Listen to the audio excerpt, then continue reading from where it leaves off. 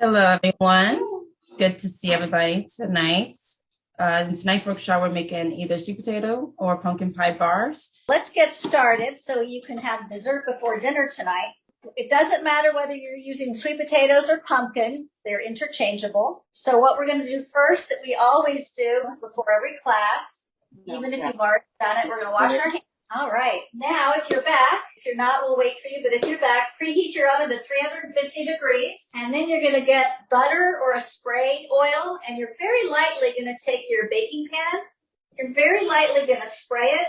And since I'm using oil instead of butter, I'm going to use a little paper towel to smear it all around. We're going to do the same with a piece of aluminum foil. We're going to put this for the top of the pan. We spray that, set it aside. What I like about this recipe is since the cookie dough is already made, you don't have to roll it out like you do pie dough. I'm just going to crumble it in to the pan and spread it around like Play-Doh. And break it up into pieces, just like this. Make it a lot easier. And then you're going to start pressing down. You sort of want to cover the bottom of the pan first, and then we'll press up the sides lightly. It'll gradually climb up the sides. You don't have to go to the top. Just press up a little bit. Just try to make sure there's no holes peeking out the bottom so that you don't want to see any holes revealing the bottom of the pan. So now the next thing we need to do is we're going to take our foil, put it over the top loosely, and I'd like you to set it in the oven, and I'm going to time it for 10 minutes. I'm going to get my measuring cups ready and my ingredients. We're going to pre-measure our ingredients in about 1 minute. Start by opening up your can of pumpkin or sweet potatoes. We're going to go ingredient by ingredient because we're going to put them directly into the mixing bowl as we go. So 1 15-ounce can of pumpkin or sweet potatoes. Hello. Yeah. Hi. Did you want to drain the yams or the sweet potatoes? Oh, if you have sweet potatoes, go ahead and drain them and mash them. Okay. Yeah. Not all products come with liquid. The pumpkin doesn't. Some sweet potatoes don't. But yeah, if there's extra liquid there. And then lightly mash them. 2 large eggs. Half a cup of heavy cream. Now, because cream is a liquid, I'm using my liquid measuring cup. Cream? So take a peek at the screen. Liquid cream. This is for liquids. When I measure dry ingredients, like flour, I use this. That's for the dry ingredients, but So this is a half a cup. we're going to use a liquid measuring cup. You don't hold it when you pour. You always put it on a level countertop. And then you eyeball it. You go down to where the line is.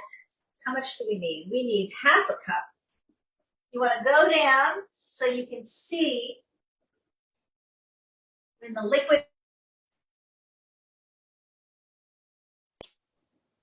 So always measure on a level surface and then look down to make sure that it doesn't go below or above the line. Half a cup. How much do we put in the measuring cup? And look on your ingredient list. It says half a cup heavy or whipping cream. Make sure it's not the ready whip. It has to be the liquid whipping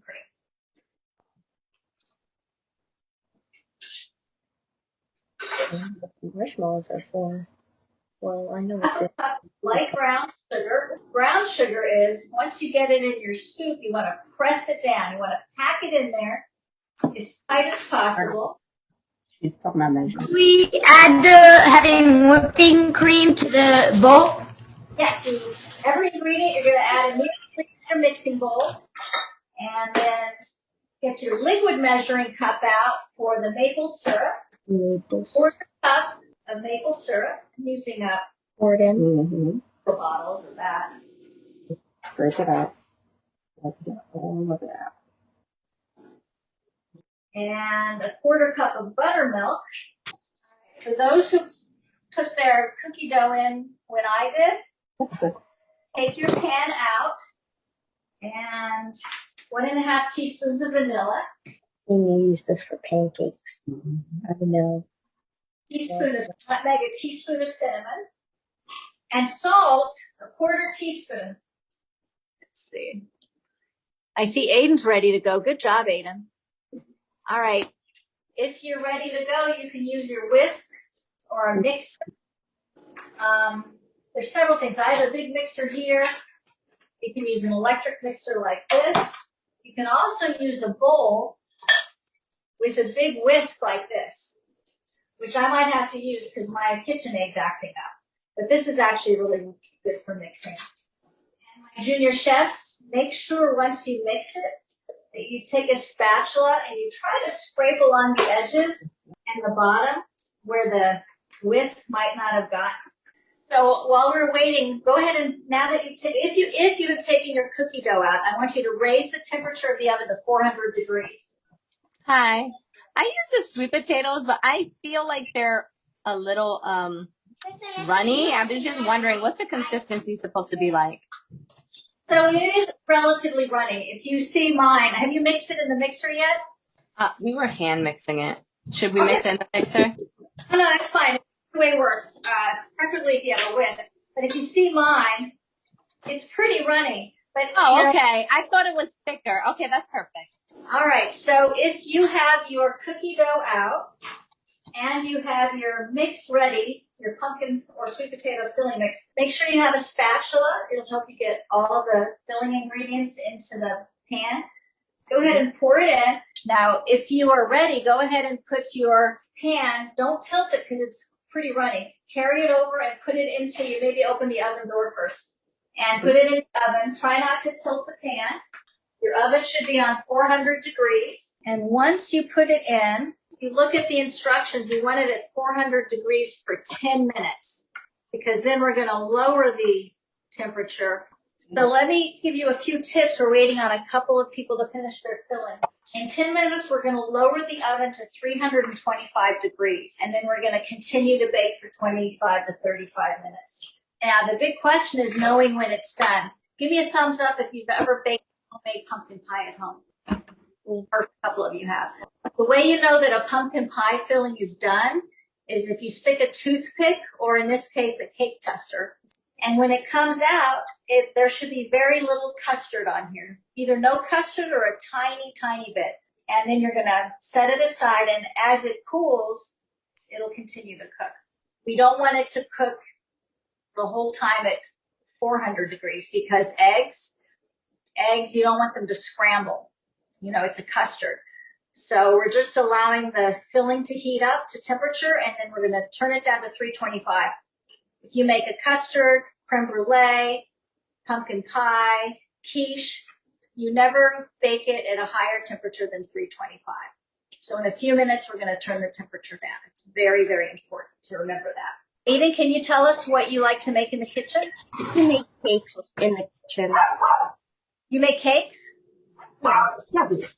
Right, so you like to bake more than cook, or do you like to do both? It's so even, 50-50.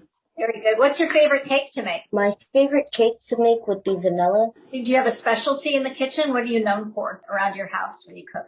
I'm known for making cakes, making breakfast. I taught myself how to make oatmeal at the age of 5. Oh, that's wonderful. What do you put in your oatmeal? I put in honey, cinnamon, almond milk. So Jack and Emily, tell us what you like to make in the kitchen. Emily and me like making scrambled eggs. It's really easy and it's really fun. And sometimes we make brownies and we like making cupcakes and we might have made a cake before, I don't know. Diamond, what do you like to do in the kitchen? And you can't say cupcakes tonight. That was exactly what I was Oh, her gonna screen say. froze. Yeah, I like making brownies too. Sometimes we make cakes, not really. Cookies sometimes. Yeah, I guess that's it. Pretty cool. Diamond's a baker. She's a baker. She's going to be good in science when she gets to high school. They say all bakers are basically scientists in disguise. So Tristan and Layla, can you tell us what you've been baking over the last year? We like to make sushi, homemade sushi. And also, I help making popsicles and truffles and pancakes with biscuits. Oh, wow, that's amazing. What's your favorite thing to make? What's your specialty? Truffles? I don't know. My specialty is eating it. Who have I missed? There's Angeline. My name's Ty. That's my mom's name. Oh, okay. So what do you like to make in the kitchen? I make cakes, truffles. What is that other thing called, Mom? I made a flan. Ooh. I made a brazo gitano. It's like a Spanish roller cake, but like you could put jam, you could put chocolate, guava, anything. Ooh, yum. Maybe we'll have you be a host to Junior Chef Workshop one week and you can show us how to make that if you want. Yeah, I can make strombolis. Bars in the oven for 10 minutes. You have to turn your oven down to 325. Tony and Liberty, tell us what you like to make in the kitchen. I usually like to bake ice pops. Bake, she likes to freeze them, make homemade ice pops.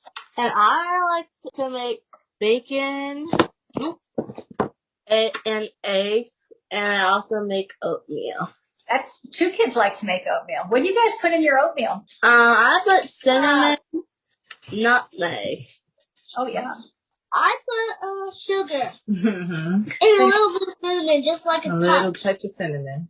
Anybody put bananas in their oatmeal? I tried it once. It's okay. I don't really like it that much.